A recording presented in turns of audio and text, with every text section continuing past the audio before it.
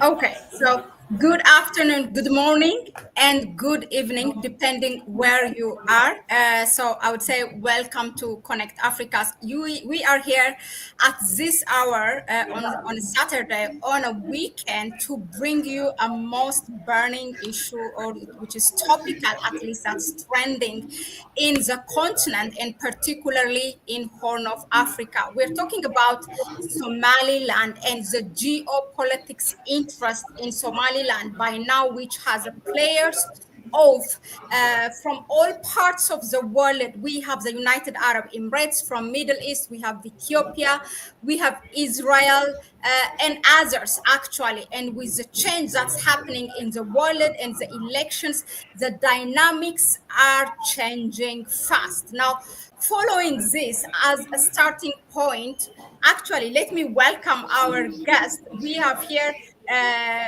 Lambert Ibitu, who is following the matter closely. And we have him here last time when Ethiopia and Somaliland has signed that memorandum of understanding. But today we are going to talk about specifically with regards to the players. So, Lambert, once again, welcome back. It's a pleasure to have you here. It's my pleasure, Mahlet. Always a pleasure coming before your show. Thank you for having me again. I know that the Somaliland Somalia issue is something that we can look at it locally. We can also think of it locally, Yeah. but maybe following our discussion and many other discussions that you should have followed, I actually think that the Somaliland issue is a matter of global importance Yeah. beyond Africa. By the way, it has such implications that go beyond Africa. Hopefully, Yeah. that becomes clear. Yeah, definitely. And that's what we are seeing as the foots that are stepping in that region are, getting increasing.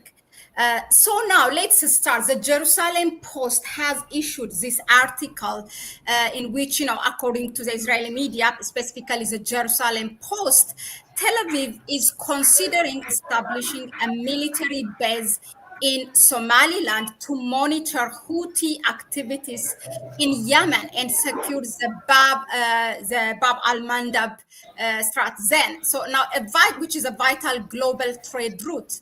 Now, in exchange, Israel would formally recognize Somaliland, which regained its independence in 1991. That can be arguable, but at least that's what the Jerusalem Post has put there, but remains largely unrecognized internationally. And also, by the way, including Israel at this point, still it did not recognize Somaliland, although they both have a good relationship.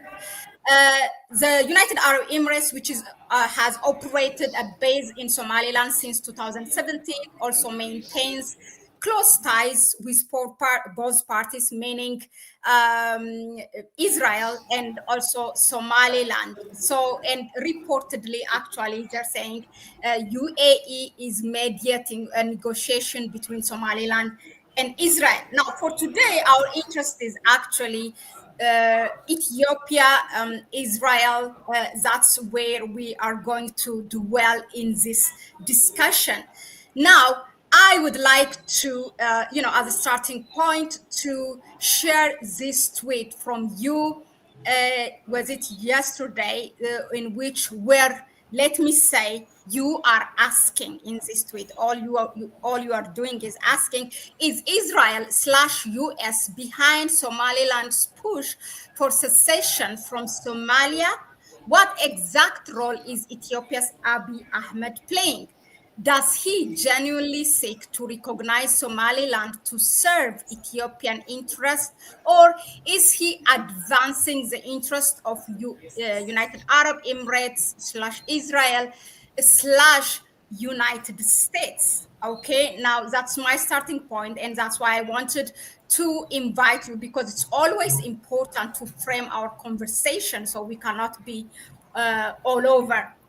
Now, even if you are asking a question in this tweet, it kind of insinuates that Ethiopia's signing of the memorandum of understanding with Somaliland is kind of with a push by by Israel or the United States or the United Arab Emirates. So my first question, as I read this and ponder in this thought is that why are we, why it is not possible for us as an African when an African head of state or government take a bold move like Prime Minister Abiy Ahmed, in which the reason for signing the memorandum of understanding with Somaliland is discussed at length with me and you here at Connect Africa and on various media platforms.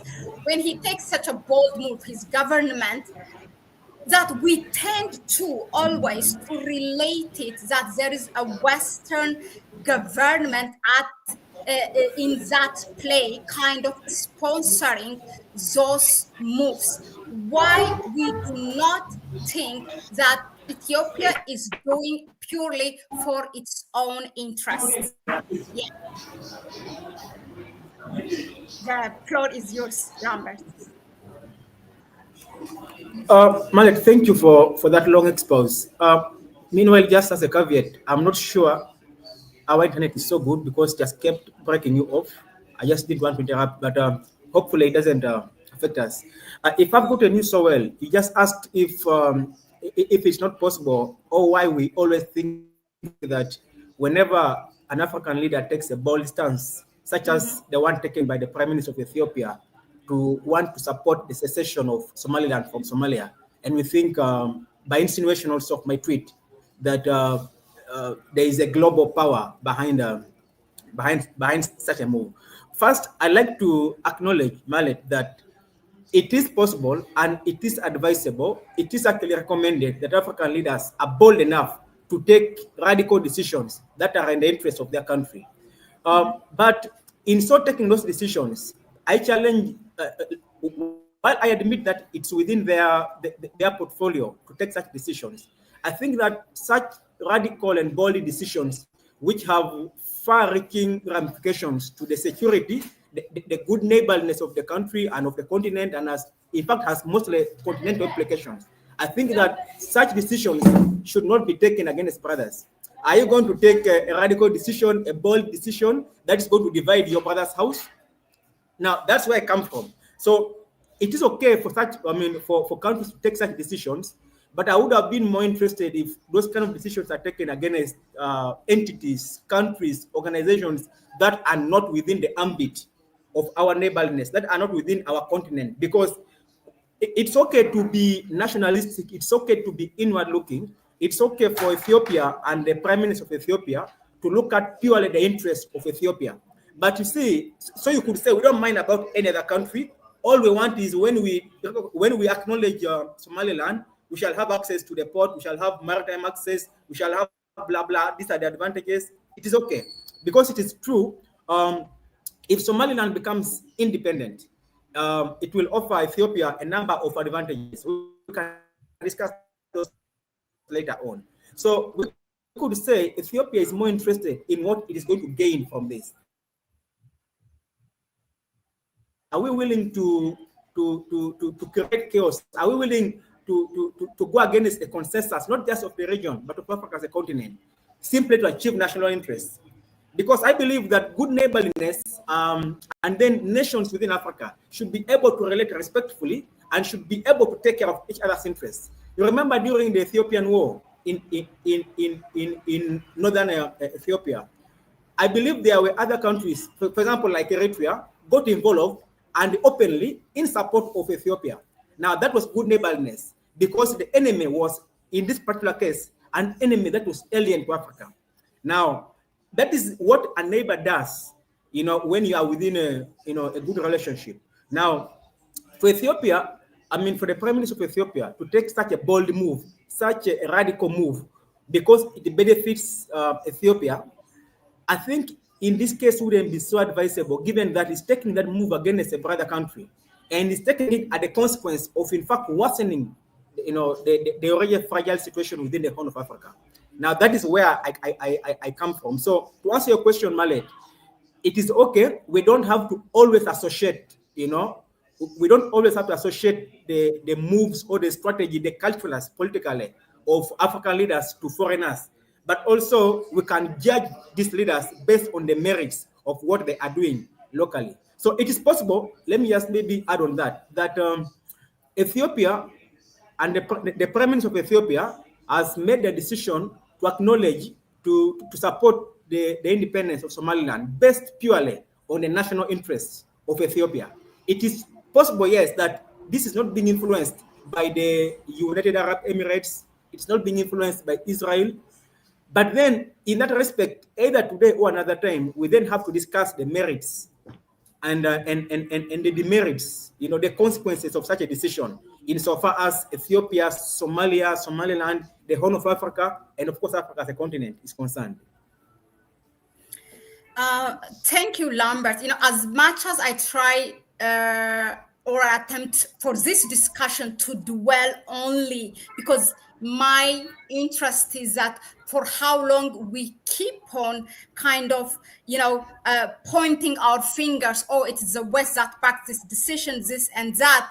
But again, because for you, what you said is the signing of Ethiopia, that agreement with Somaliland could worsen the situation, or it's against the neighboring countries like Somalia.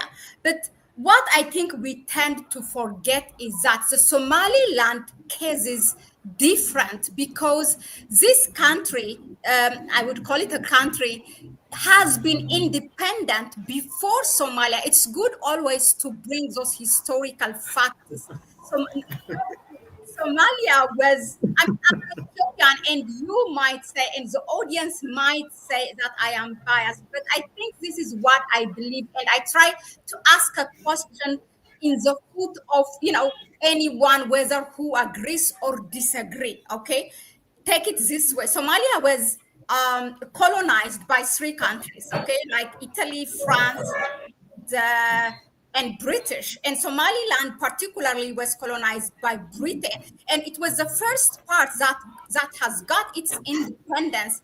And 4 days after that, it was June 26th, and then July 1st, the bigger Somalia that was colonized by Italy got its freedom, and they kind of formed their union, and then they become Somalia. And then during the civil war against Somaliland has said, okay, we are taking our own, and Somaliland is independent, although they are not recognized by most of the countries internationally. But again, it's not only Ethiopia. There are various countries, including those Western powers, who have a relationship with Somaliland. Why so much noise only when Ethiopia does it? When Ethiopia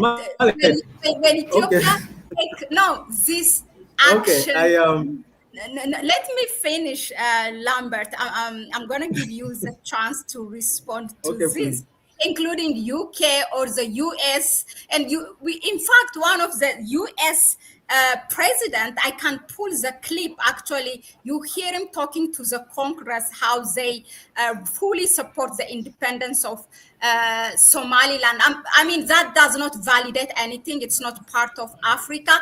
And actually, if we come to Africa, also the African Union, was it in 2015? There's a document actually where they take a written document. The Somaliland case is a unique one, and it's good enough to be a country by itself. Now, am I Somali? No. Who am I to speak on their behalf? I'm just trying to pull those historical factors. But at any point, has it occurred to us what is the interest of, it's not only for the case of Somaliland, but for others in Africa? As much as I am an advocate for, for the continent's member states to unite, and this kind of things does not do any good, but has it occurred to us, what does the Somaliland people want at all? Does that occur to us? And, Okay, Mahlet, first, you have made a strong case for Somaliland's independence. You have given me a history lesson. And you have spoken about the different countries having relations with Somaliland and all that. Now, I don't want to go into history and who was the independent first, who was that. I want to look at Somaliland and Somalia the way they are today, because history is a difficult place to go. But I believe when you are a neighbor, I think it is not so justifiable to support the divorce of a neighbor simply because the wife apparently now claims that she was married before she moved in with that person. That would, give us the story of Somaliland saying they were independent first, and now they want to go away from Yeah. Somalia. And if you come and you support this woman, you support the divorce simply because the woman has claimed she was first married. Even if she was married at first, under what circumstances did she then come to marry the current husband that she's with? You see, so I believe if this woman, in this case Somaliland, wants to divorce at this particular time, there is a framework that is supposed to be followed based on the marriage that it had with the current husband. So there should be a framework for secession, of Somaliland from Somalia, based on how they came about to become one country. Now, maybe that's not the discussion for today, but the bottom line is that you concluded your question by asking, have we taken into consideration what the people of Somaliland want? How do we know what they want? Who is the major spokesman of these people? Have we had a referendum to find out who wants? And it can't just be them, because if we have to admit that whether or not this woman was married in another family before, had another husband, whether or not Somaliland was independent before, we first have to acknowledge that right now she is living with husband A. That is where she is married.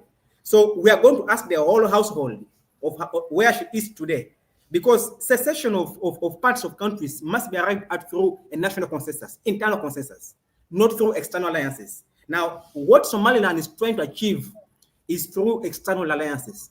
This is where the question of international law begins to come in. This is where the idea of consequences, because you're going to divorce now and other families are also going to begin, other women are going to begin demanding for divorce from their families, because we have set a precedent. Now, so it is okay. We must pay attention to what the people of Somaliland want.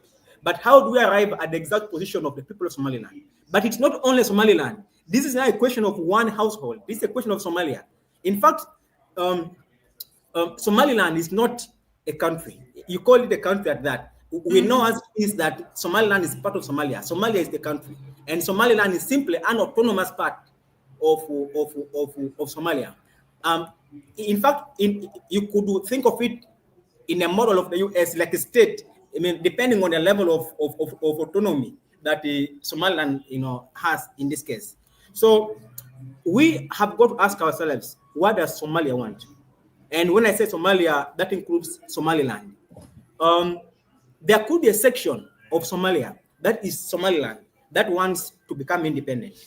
How and what is the process that you follow to arrive at seceding, at getting our own independence? For me, there are two ways. There is the legal way, then there is the illegal way. How did the South Sudan become an independent nation? They went the path of war. I'm not advocating for war, but I'm saying that's the path they followed, and it's within their rights. Although normally it's a last case scenario, because the country and the national country have, the national arm has got the mandate to keep the country and to keep the territorial integrity of the country together. And so then the second option, of course, and the preferable option, is that secession can only be arrived at through internal consensus. This is what I would expect from Somalia. There is a framework that you mentioned of the African Union, acknowledging that, well, whatever it is, there is a framework, and the African Union knows that. There is a framework, and I think all the key players know that. And I think that's the framework that we should follow. But as it is, I think that Somaliland is seeking to gain the recognition of its independence by striking external alliances. Now, this is dangerous because, well, you haven't asked, but like I said, the consequences of gaining independence by striking external alliances sets a very bad precedent, not only in Africa. It sets a bad precedent globally, that a region within a country, even in Ethiopia, by the way, that wants to acknowledge this. A region, and Ethiopia has different regions which have some level of autonomy. If one region tomorrow says begins to strike an external alliance, goes and has a discussion with Eritrea, goes and has a discussion with the blah blah, and then says we want to acknowledge us, we want to be alone, and we move forward and we support it, it becomes a very bad precedent. That is how countries can be disintegrated. The enemies of the enemies of our countries, whether they are within, of course not within, because they are in Africa, outside Africa, could simply come, set up base in one country, one region, and then decide to talk to leaders of that country and say, ask for independence, we will support you. That kind of framework is not sustainable and can lead to the disintegration of Africa's largest countries. It can lead to instability in those countries. It gives a weapon for foreigners to use. And that is my position on Somaliland. It's not up to me to support or not to support, but I am particularly against the secession of Somaliland, especially using external alliances because of the precedent I believe it will set in Africa. But yes, bottom line, like you said, we have to pay attention to. But for clarity, why do you keep on Somaliland getting its independence with using external alliances? Like, what are you referring to? The same external alliances. Ethiopia is an external alliance. If you talk about the UAE, it's an external alliance. If you talk about Israel, because they are the countries that seem to be. For 3 decades, it has, Somaliland has election more than Somalia for the past 3 decades since 1991, after Yes. Somalia became a failed state, 4 or 5 elections. So it has acted an independent. I'm not advocating, but the case is that even Somalia was not noisy about it. It just shows you there is a motive behind also for Somalia why they are against the agreement between Ethiopia and Somaliland. Okay, go on. No, they have to be against it because Somaliland is not an independent country. Somalia has to be independent, has to be against it because Somaliland is part of Somalia. Unless you're going to, first of all, state that you in principle believe Somaliland is not part of Somalia, then everything you're saying is correct. But if in principle anybody maintains that Somaliland is part of Somalia, there is no way you're going to sit back and say Somaliland has a right to enter this kind of agreements. It cannot. Somaliland cannot enter agreements with other countries to the extent of its own independence because it's not a sovereign country by itself. It has a high level of autonomy, which has allowed it to do things by itself and therefore to run successful elections. Yes, that's okay because it has a very high level of autonomy, but that doesn't separate it from Somalia, So it still brings us back to that anything that Somaliland does now, so long as it involves striking alliances that have implications on the territorial integrity of Somalia, and even beyond that, on the sovereignty of Somalia, it is something that the Somali have a right to oppose. But the fact that it has that high-level autonomy, and it's not even at war with Somalia, and it has been doing by its own, in governing its nation and its economy by itself, does not that become a strong background for it to be an independent state? Well, so maybe the mistake was Somalia giving Somaliland that level of autonomy, so that it was able to exercise such good things and give people a reason to believe that it should become independent. I think that let's take the example of the US.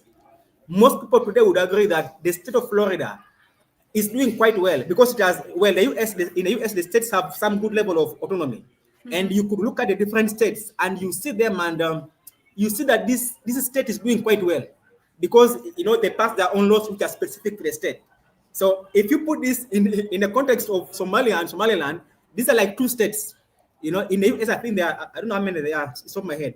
But the bottom line is that even in the US, some states have better performance in the different indicators of development. In terms of so many things, law and the rest, the state of Florida is performing much better. So tomorrow, should Florida decide to say that because we are doing better at this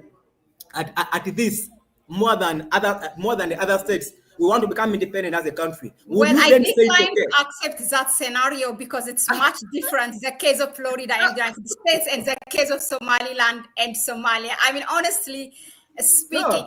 no, but I got your point, Lambert, and I know you come from a good point of view. You are seeing the larger picture, the African unity. Then we are going to jeopardize if we are going to, encourage this kind of things. But the reality on the ground is when we look at it, that's also where I come from, because it left Ethiopia on a deadlock situation. Many people can say why it didn't get a port or as access to the sea from Somalia itself, or from Djibouti, or from Kenya, or from Sudan. But there are all Mahlet, reasons now for Ethiopia for not having those successfully, or for using those only in a small percentage. Okay. And also the idea of the reason how you pulled the divorce thing. I mean, I cannot defend that one on an international law, but I can pull a lot of African customs law to beat your case. But let's leave it there and okay. advance on the topic. Let's say that, okay, according to the assumption or your question, take it as an affirmation, which all these players in Somaliland, Ethiopia, Israel, and UAE came,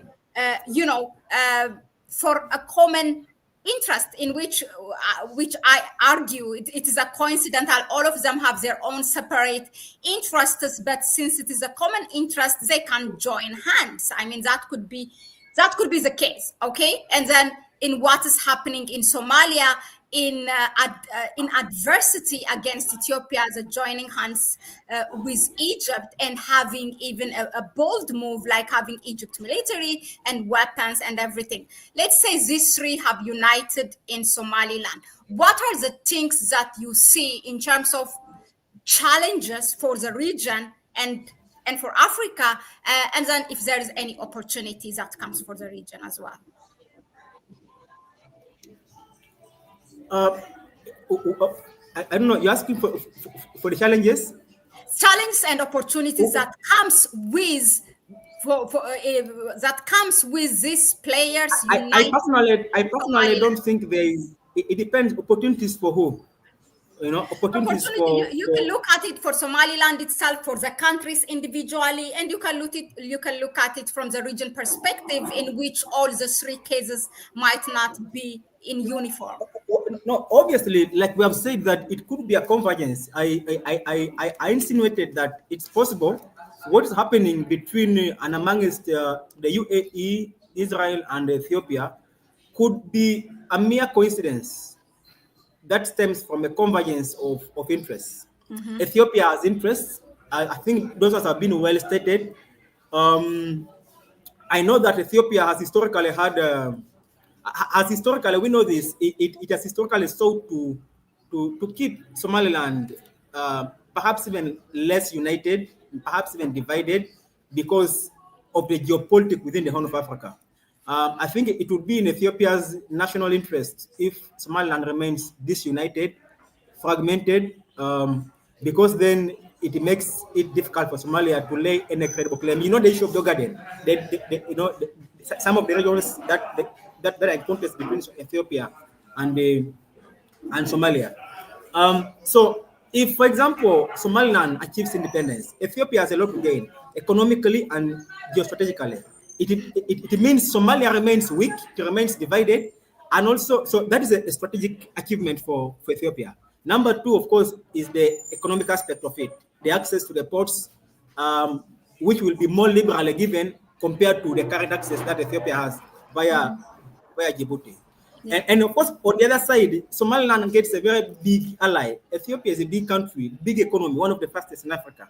And it would serve, to be honest with you, all factors taken out, it would serve the best interest of the region called Somaliland. I don't call it a country. If it became a country and it is in friendship with Ethiopia, I think it would develop much faster and have all the benefits that come with allying with a country like Ethiopia, and of course others. For the United Arab Emirates, they're already in Somaliland. Port Berbera, I think, the UAE has been key to that port. I know that it has also not, and of course that comes with economic benefits. But beyond that, the UAE also has military strategy. I mean, military issues along that. I know that they use the airports, the airstrips within Somaliland for their military activities. That one is known. You spoke about Israel wanting to establish a naval presence. Again, why? Also, we know that you made a good point clarifying that over the issue of the Houthi rebels. Now, the evidence of all this I have discussed, whether or not these people are Ethiopia, Israel, UAE have simply converged. The evidence is circumstantial, but the patterns are not deniable.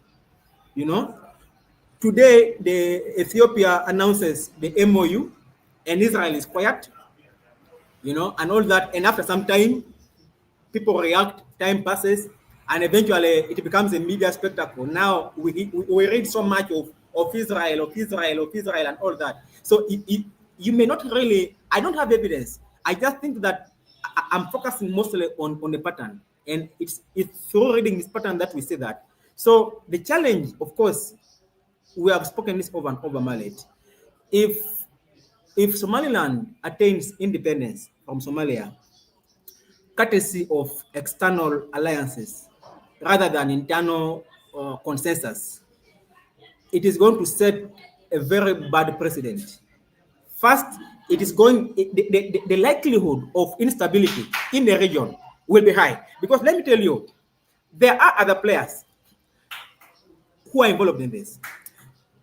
Somaliland, by reason of its location, is very strategic, and I can appreciate why different countries have interest in that place. I think the only country in this case which actually wouldn't have as bad interests as others is actually Ethiopia, because Ethiopia's interests, even for its security, have got to do are legitimate. It is Somaliland is a neighbor, and what happens in Somaliland, whether it is a safe Somaliland, is good for Ethiopia. An unsafe Somaliland is bad for Ethiopia. So I think Ethiopia would be more interested in the stability, in the peace, in the prosperity of Somaliland. I think that Ethiopia has interests which are easy to understand more than the rest. Because for Israel's case, for instance, it is looking at balancing other neighbors within the place, balancing Yemen, balancing Iran, within that strait along the Red Sea. Now, it means that they are bringing an external fight. They are bringing external grievances to a place that could itself become a battleground to destabilize that region. Because there are other countries, which have interest. In this case of Ethiopia, it would simply be a local geopolitical contest. Eritrea, Djibouti, Egypt, that locus of countries. But this would be our local fight. So another time, another place, we can have a discussion on the geopolitics purely from an African perspective. In which case we shall have to do away with Israel, do away with the UAE, and first discuss the geopolitics without having to refer to Israel and the rest. But for now, I would rather that Somaliland seeks for its independence through internal consensus, that it seeks for its independence following the institutions and the structures that are in place within the ambit of the African Union to achieve that it seeks for its independence through consensus, through discussions, through dialogue with Somalia and within its neighborhood. I also appreciate and understand that part of the reasons, by the way, I don't even know, I'm not even so sure that Somalia is against the secession of Somaliland. Have they? I mean, I'm not so sure whether they are genuinely inside them against it. What if it is other players who also have interest in the region, who are telling the government of Somalia that do not allow them to secede? Because they know if they secede and they are friends to their enemies, third-party enemies, then it disadvantages these people. In theory, hypothetically, what if Egypt is telling Egypt is telling Somalia, don't allow them to secede because Ethiopia will have a strategic advantage within that region, and we and Ethiopia we are rivals. What if it's Eritrea that is telling Somalia, don't allow Somaliland to secede because we have got to keep the balance of power. A landlocked Ethiopia is better for our geopolitical, calculus. Now, these are the different things at play. Sometimes I sympathize with the people of Somaliland.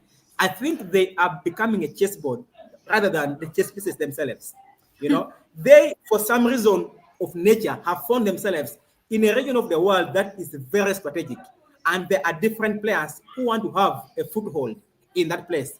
And because those players want to have a foothold in that place, whether or not their independence actually comes to pass will depend on the strength, on the power, on the authority. It will depend on the capacity of foreigners who are not actually Somali. But the bottom line is that...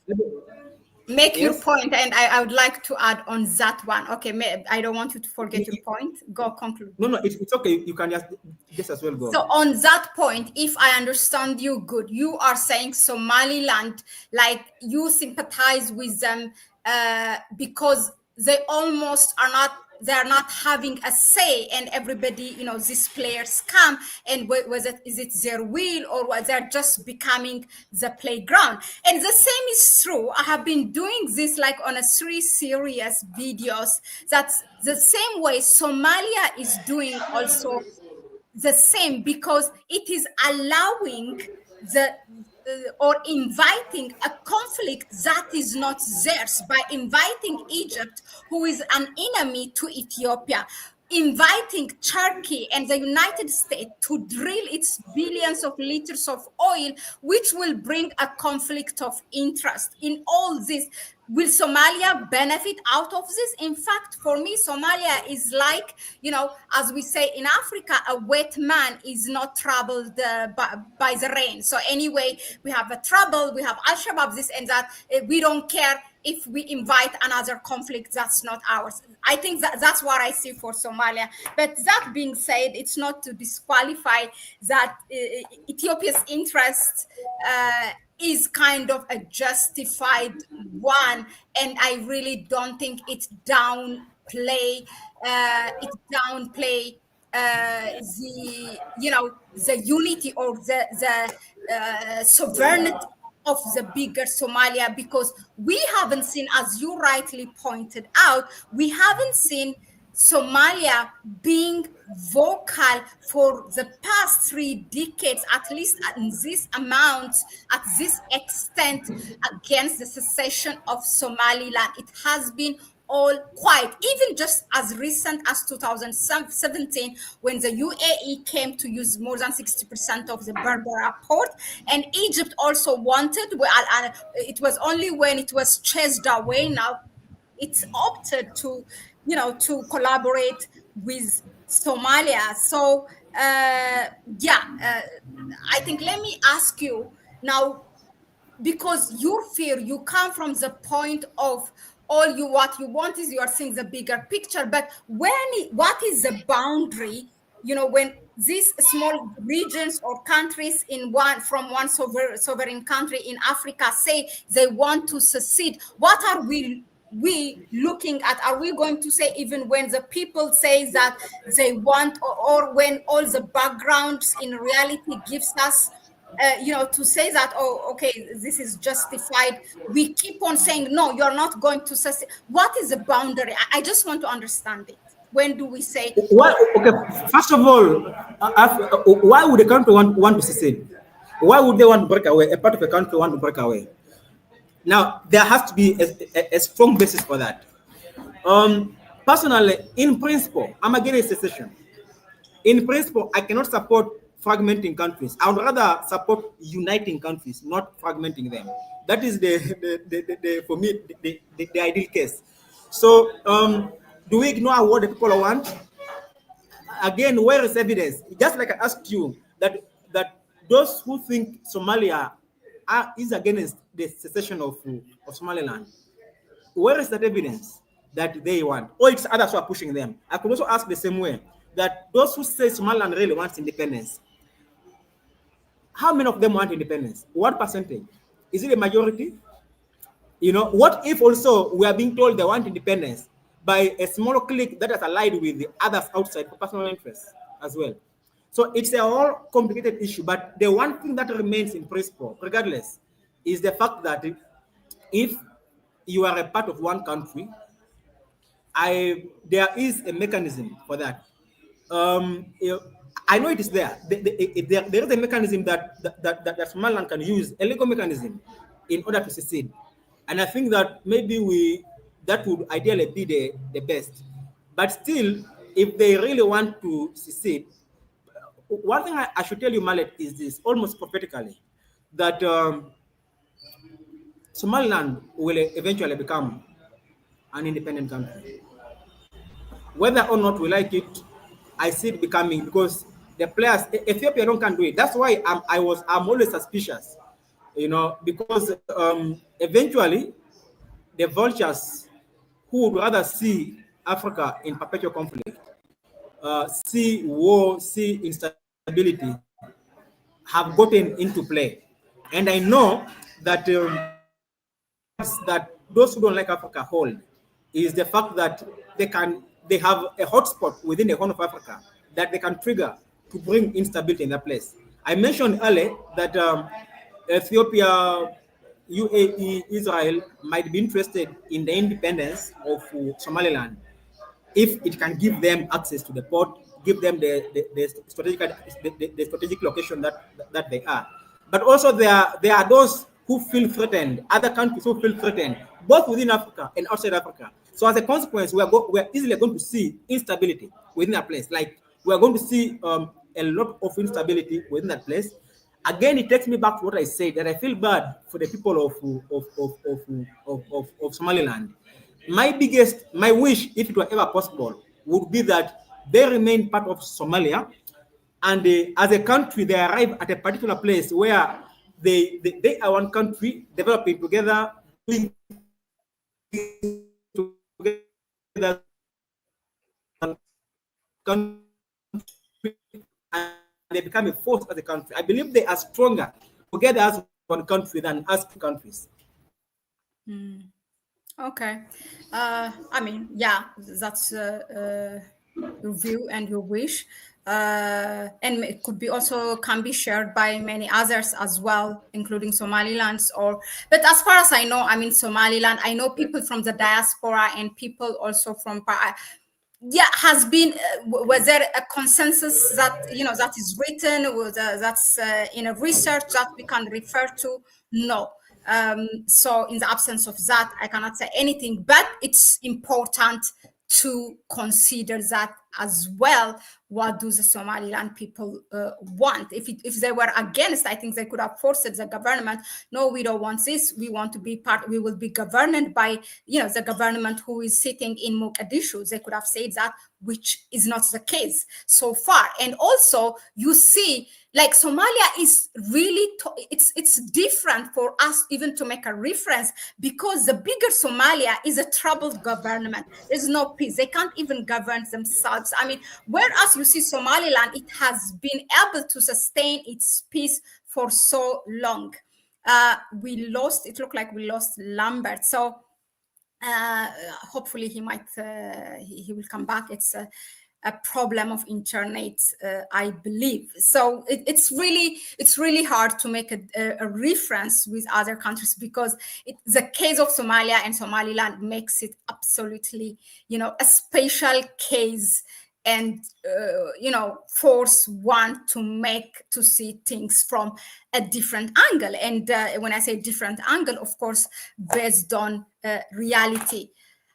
I had one last question for Lambert. Let's see if he makes it. If not, I think we have discussed enough, so I can conclude it here. But in the meantime, I really would love to hear from you. What do you, I mean, especially from Somaliland and Somalia, what do you think of this? I mean, try to look at this, take away your emotion from this, and try to see from the reality, from what we have really on the ground. And yeah, do you see the threat that Ethiopia is trying to get a sea access in Somaliland? What about the place or the players that it's not only now this geopolitics interest is not only in Somaliland, we have also a players, that's shifting the whole paradigm in the region in Somalia, which you have Egypt, you have Turkey, and US is also planning to come in the name of business, drilling oil. All these have, will change things. I'm seeing. If you have also a question for Lambert, because I am concluding, you may drop it in the chat section. Yeah, it's sad, but I think Lambert's internet is this time the problem is a really serious one. It looks like I don't see him online.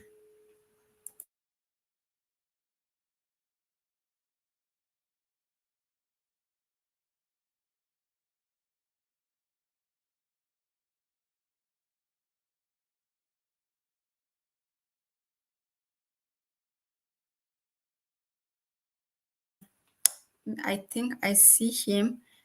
This is going to be the final one because we really plan to be here for a short time, less than half an hour, but it's like 45 minutes now. That's long.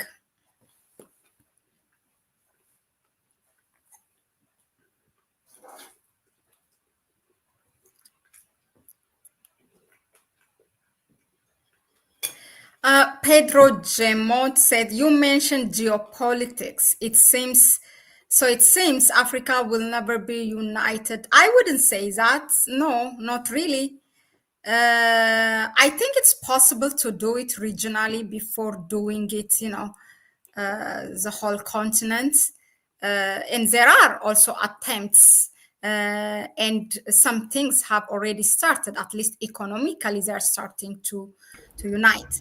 So Lambert, I understand also before we start, there was an internet problem. So I will just pass to my final question. I don't want to hold you long. Look, you talked about, it's important during the first question, let's bring now the whole thing, like make it a one-man show as people likes to do it instead of seeing it as a country. Let's say that, okay, Prime Minister Abiy Ahmed is the one who did this. He took that bold move to sign this memorandum of understanding with Somaliland, and I am arguing why not we see it from, this is purely from the interest of the country. Because I am saying this, given his history, his background, we also have seen him taking that bold move when he came to power.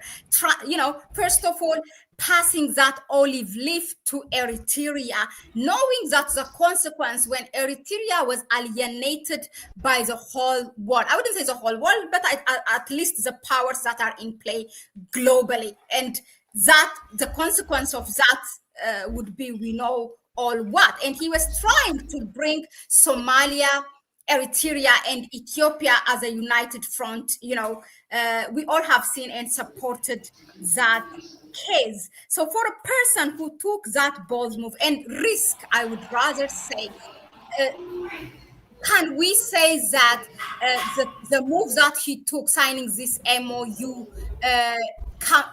will be doubted that it's purely from Ethiopia's interests? What do you say that, given that background? Oh my God, again, we lost him. Hopefully he will come back. Osye, what are you saying? Welcome, first of all. Hi, Mahlet. The involvement of outside powers does make for a peaceful future for that region. Yeah, it's true. But I'm saying is, why do not we look at it that the move by Ethiopia is purely from the interest of to advance its economy. It's not only the case of Ethiopia, but also for other African countries. Whenever say they take such a move, bold move or risky move or whatever, we tend to point our fingers. Oh, there's an outside power or a neo-colonizer that's pushing this African country. Why not we try it purely based on merits and from the interest of that African country alone? That's my question. The people of Somaliland had a referendum for independence. I don't think that happened, because I don't think so, but I'm happy to be corrected. I don't think that happened.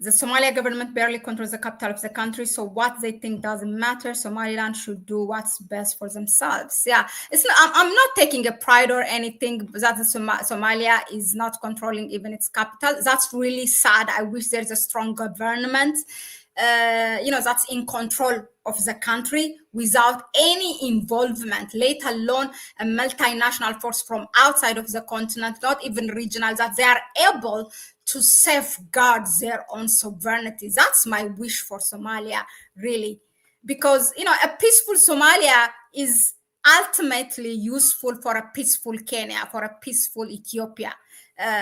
There's no way that can be harm for a neighboring country.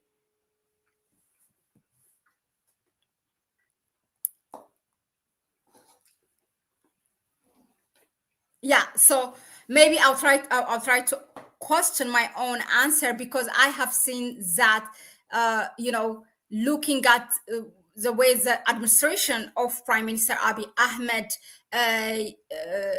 signed this memorandum of understanding with Somaliland can be because there's an outside power like Israel or UAE or US, who is trying in both places to play, both in US and both in Somalia and in Somaliland. But I am saying he was a person, when he came to power, he also took that not only bold, a risk move, that he wanted to create a peace between Ethiopia and Eritrea, and wanted to unite those three countries, also including Somalia, like the tripartite agreement, can we call it, the tripartite front, Ethiopia, Somalia, and Eritrea. So this move now, signing of this memorandum of understanding, or having this access to the sea for Ethiopia, can be only for the interest of Ethiopia, given the various situation Ethiopia is in. It's a landlocked country with big population. So Lambert, you can go straight to the answer if you have heard me.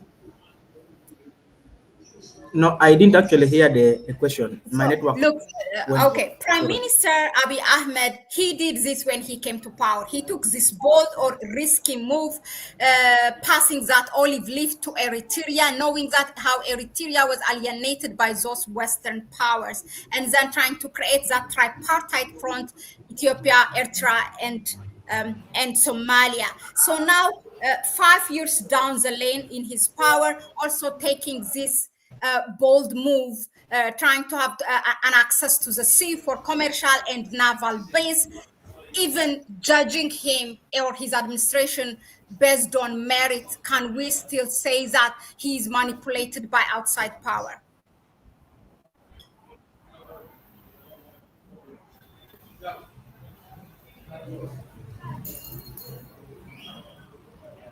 Hello? Do you hear me? Have you heard the question? No, I've not. Oh, But I think you're trying to, if I get it well, you're trying to ask to ask me to judge Prime Minister Abiy based on the merits of himself outside references to being, to the development of other countries or other players, but purely from an Ethiopian perspective. Is that and correct? given yeah, and given his first move when he came to power, how he created that peace with Eritrea and creating that tripartite front with Eritrea and Somalia. No, I think, okay, fine. You're putting you're asking me to put Prime Minister Abiy on the spotlight here. I personally think that Prime Minister Abiy is a Because high that's risk how taker. people try to look at, always they separate the nation and the government, so I'm trying to play like them now. Okay. Okay, yeah. So okay, fine. Like I said, I think personally that I'm a big admirer of Prime Minister Abiy. I mean, from way back in 2018, his ascension to power, the popularity with which he came to power, and the moves that the moves he made right away. Once he became prime minister, like you made good mention of the tripartite agreement with Eritrea. He's embracing, by the way, of Eritrea, the decision to move forward and resolve the border issue between Ethiopia and Eritrea. I think for a leader to make such moves, it takes a lot of boldness and a certain level of clarity of understanding of what you want, for your country. Because peace and stability and the opening of the border between Eritrea was significant and very important for Ethiopia as a country. And he made that move even when it didn't seem a very wise and palatable and acceptable decision by some players outside. So it demonstrated one thing: a level of independent thinking, independent ambition from the prime minister of Ethiopia. Because it wasn't something that I'm sure other players outside the globe, those who have issues with Eritrea, for example, maybe in the West, would have wanted. I'm sure they would have wanted the country to remain at war or in that state of cold war with Eritrea.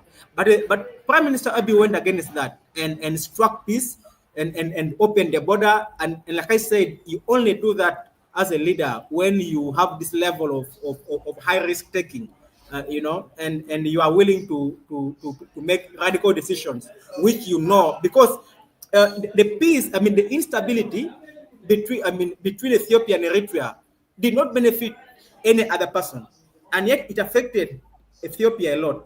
So in this case, his decision to open the border and reestablish equivalence and peace with Eritrea was taken obviously 100% in the interest of Ethiopia.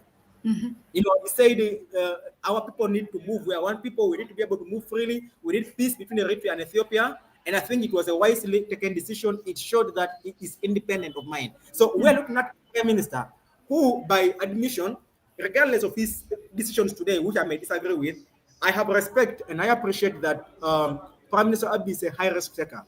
And sometimes such leaders come at a time when they can do so well for their country. um, I sometimes even move to think that even now, like you indicate, that decision is moved to support Somaliland's independence is another high risk move. If I was an Ethiopian, and obviously, let me tell you something, even if he is in collusion with Israel, with UAE, it cannot be that he is in this collusion over purely the benefit of Israel, purely the benefit of the UAE. Obviously, if it's a cake, there's a part he's supposed to eat. That is for a part that Ethiopia is going to eat. So obviously, Ethiopia has interest in this. And regardless of how the prime minister has moved to achieve this, at the end of the day, if Ethiopians are to look at purely their national interests, then it is good for Ethiopia. Like everything, Ethiopia is landlocked. They need free access to the sea, and Somaliland offers that. Economically, that's powerful for Ethiopia. Geostrategically, in terms of security for Ethiopia, very significant. Um, Ethiopia that has overcome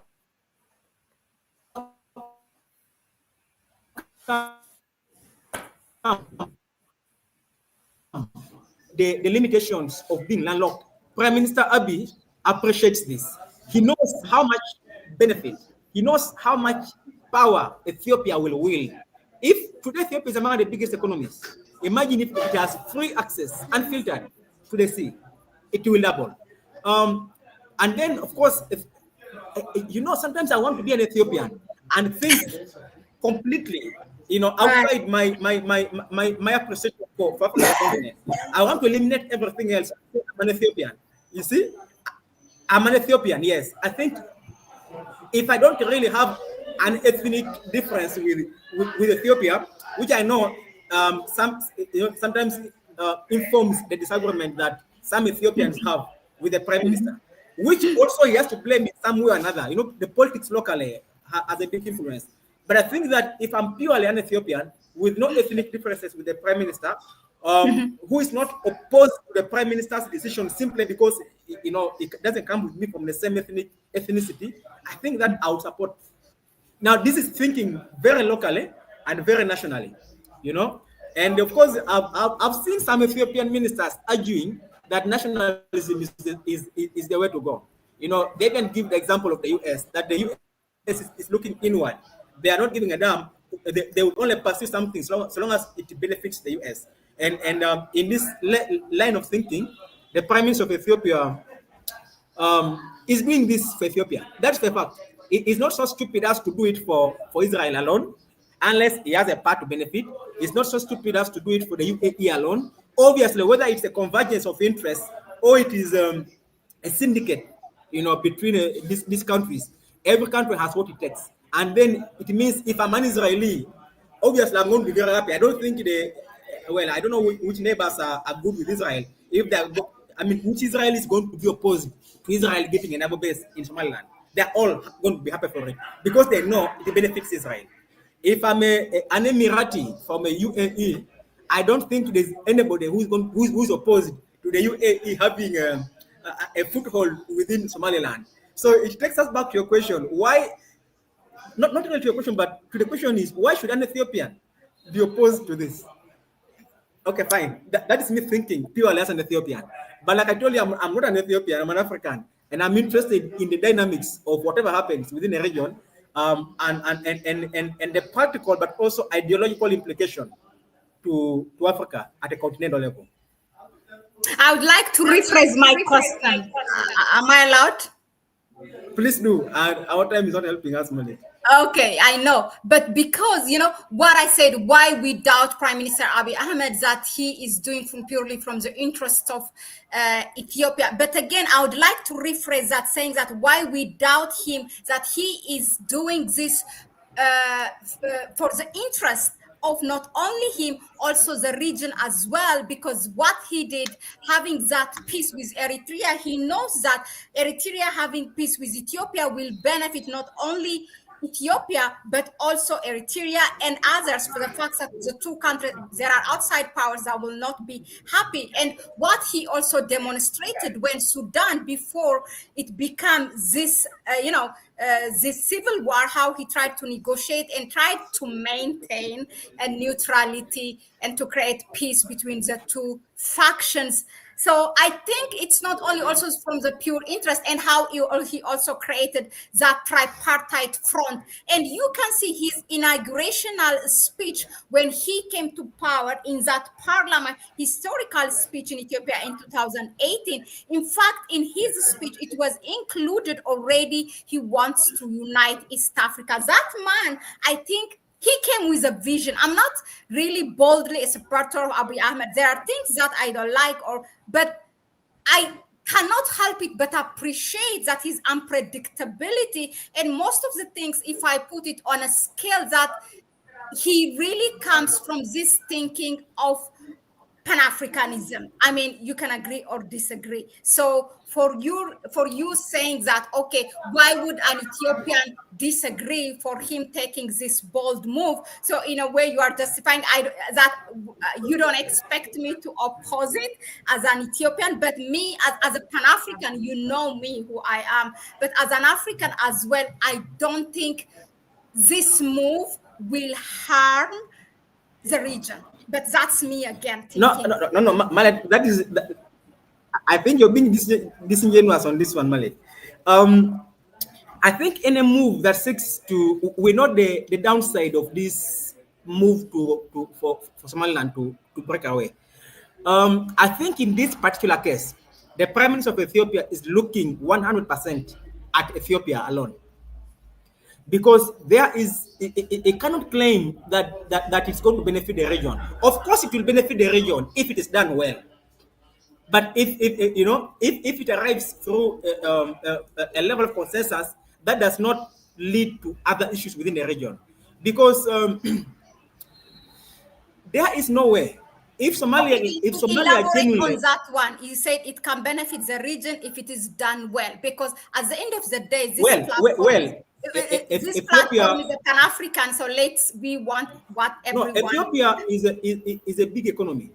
Okay. Access to the sea will filter down to others. Development in Ethiopia will not only benefit Ethiopia. For instance, look at the grand Ethiopian Renaissance Dam. It is not only something that benefits Ethiopia, it could export the same power to other neighboring countries because of the resourcefulness of the place. So I'm thinking access to the sea could have filter down advantages in terms of the development within Ethiopia, and also security-wise. I believe that Ethiopia has a robust security architecture, which could be a regional pacifier, you know, and anchor for stability within the region if it is as strong. Right now, the Achilles heel of the Ethiopian military is actually its maritime presence. Being landlocked means that Ethiopia is a little curtailed in terms of its marine, you know, military architecture. Now, access to a sea would mean that it's able to resolve that. And if it so does, it makes even the Ethiopian military something really, really powerful. So that has filtered down advantages to the region.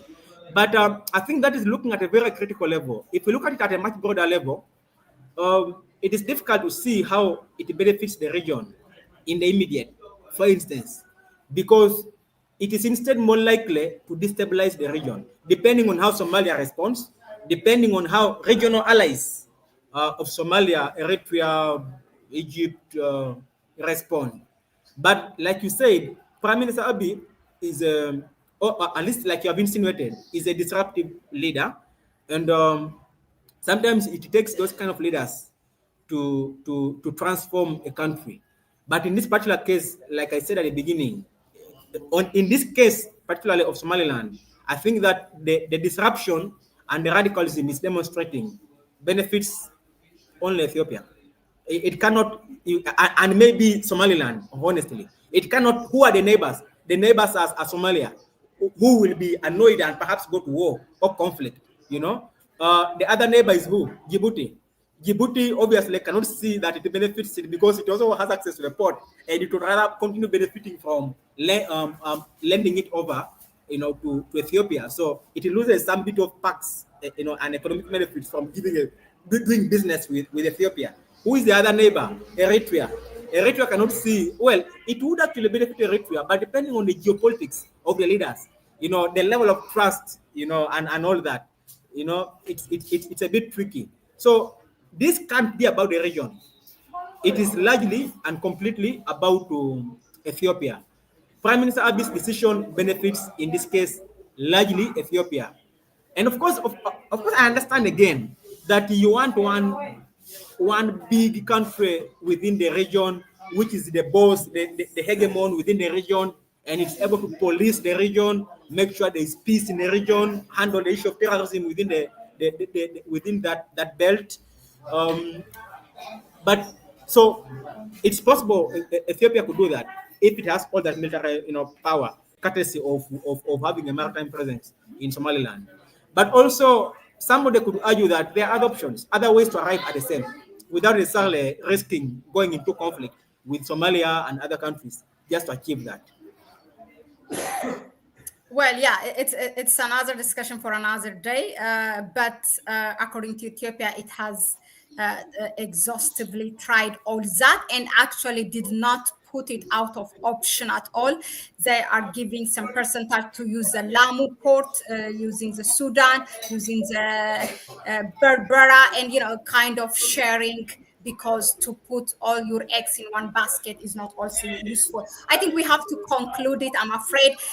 And without, I don't want to leave without saying this. Also, what comes to in play is that also in all this, the elephant in the room is the double standard of the bigger Somalia or the government in Mogadishu, which opts to say nothing when countries like UAE or others come and have their military presence in Somaliland, but only to be vocal and go threaten a country when a neighbor country tries to have an access to sea in that. So that says also a lot, and it brings us to affirm what you said. Maybe Somalia itself wants the secession of Somaliland. Maybe it's not against it. Maybe it's somebody else who's pushing. Anyway, it's all open. Finally, I have something to say to conclude it, but before that, I will give you the floor if there is anything that you'd like to tell the audience, coming back to square one where we started. All this is to bring a clarity. So I will give you the floor, and then let me just conclude by saying this, that no country, every country, and in this case I want to discuss the countries in Africa, find themselves where they are today, not by choice of the current leadership. If you believe in God, then you're going to say every country is where it is by nature and by design of the Creator. However, they find themselves there. As it is today, Ethiopia is landlocked. Somaliland, of course, is not. It has access to the sea. There are resources within Ethiopia that Somaliland would want, that Eritrea would want, that Djibouti would want, that other countries within the region would want, Kenya, Uganda, Sudan would want. But these are specific to this region. For example, look at the River Nile. Uganda, in case we were having an issue, now let me take another country which doesn't really have that, maybe Kenya. The countries which have difficulty with the power may not be able to generate the same amount of power to run their industry as much as Ethiopia is able to, courtesy of the natural endowment of the River Nile in Ethiopia. It means it's only Ethiopia that's able to leverage the Nile for power. The ideal is that we should be able to share this resource, and there are frameworks for sharing that resource. What is my point? The point I'm trying to make, Mahlet, is that Ethiopia wants access to the sea. It should get access to the sea. How it does that, for me, is really the question. How it arrives at getting that access.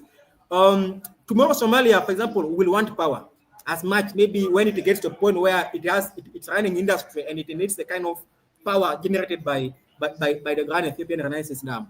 It should be able to get that power. The question becomes is how they will go about getting that power. Just like the other resource, and some of these resources are transboundary. Look at the Nile.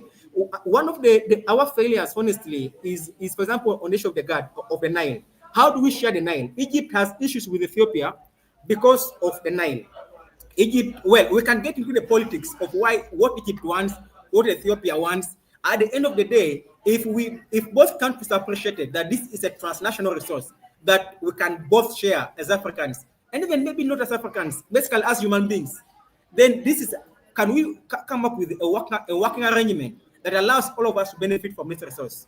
Same thing now to access to the sea. Ethiopia is landlocked, but Somaliland can give Ethiopia access to the sea based on the modalities that would benefit Ethiopia insofar as it wants access to the sea are concerned.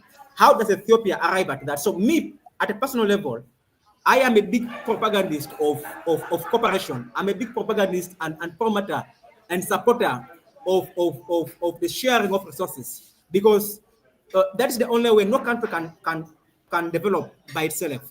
And I'm only careful on the means that countries use to achieve their ends. And maybe this is where you can fault the Prime Minister of Ethiopia, but also it can have these reasons. For example, you could say, like you made a point, the UAE is in Somaliland. Somalia did not really disagree. Why this case? Why this particular case? Ethiopia. But again, that is domestic politics. But at the end of the day, um, moving forward, let us share resources. Let us be careful on the means that we choose to use to arrive at using the resources that other countries have a natural and sovereign claim to them. But otherwise, the access to the sea will be powerfully in the interest of Ethiopia. I wish they could get that access without antagonizing. In case really they feel antagonized, that is Somalia. I Okay. think I conclude with that knowledge. Thank you, Lambert, for that. So for me, while concluding it, I go back to why I started this conversation today. Of course, your tweet is our starting point, and my intention was, as you know, prior to this to this live discussion, we talked, and the intention is that why do not we criticize our heads of states or governments based on merit, right, rather than every time pointing our fingers. There is an external power outside of Mallet, Africa. maybe No, no, no. just as you Uh, continue, let me just chip in. Why do we think it's others who are behind them, blah blah? Because we have a very low expectation of our leaders. That's a blunt answer. Except in okay. this case, you seem to give the impression that that Prime Minister Abiy is not just any ordinary leader. He's a No, disruptor. He's aggressive. He's a risk okay. taker. So he's not Okay. an ordinary African leader, which Let's of course leave is that for me. never. Let me make my point. Okay, it's a good question because of we have low expectation, and also because of all the experiences we have seen in the that we have had about our governments. Very valid point. But I would say that given the risk that he has taken so far, I think it's fair enough at least to give it a chance to look at it based on merit. We can disagree or agree, but at least he should be given a chance. Look, this is a man who took from A to Z since he came to power, and all the things show us and how he also resorted the support of Africa when he was. So I really don't think it's also from pure interest of Ethiopia.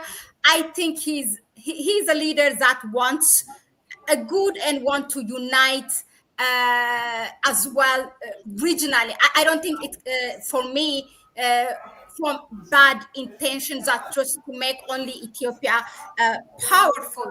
Anyway, that being said,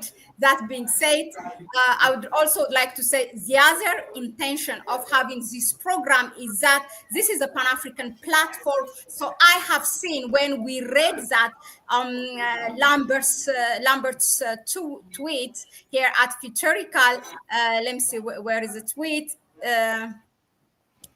Yeah, is Israel you or US behind Somaliland push for secession from Somalia? What exact role is Ethiopia's Abiy Ahmed playing? Does he genuinely seek to recognize Somaliland to serve Ethiopian interests, or is he advancing the interest of the UAE slash Israel slash US? And you are asking question. For me, this kind of thing should be encouraged, and because I have seen you personally that whenever in the things that you believe, you have come in front with your own initiation supporting the case of Ethiopia. It could be the case of Eritrea, or it could be the case of Somalia. And then when you find it something against what you believe in, or what you think is the best for the continent, or maybe which many also share your idea, that you also criticize it boldly. So this kind of thing should be encouraged, and we should be open to have a conversation instead of putting ourselves in one corner and dividing and it is, oh, you support this, you oppose this. I don't want We should have, even when we are at our odds that there's no intersection point. We should encourage ourselves to come into conversation and to try to understand each other. So that is also another ultimate goal of this conversation. In such a short notice, I really would like to thank Lambert, or rather famously known as at Futurical, which we don't see him so much in videos. So I really have to convince him. And thank you so much, in short notice, for you to be available and come to clarify. We have had such a wonderful discussion, and I'm sure others have benefited from this as well. Thank you so much. And until next time, bye bye. Have a good weekend, Lambert. Bye. Ciao.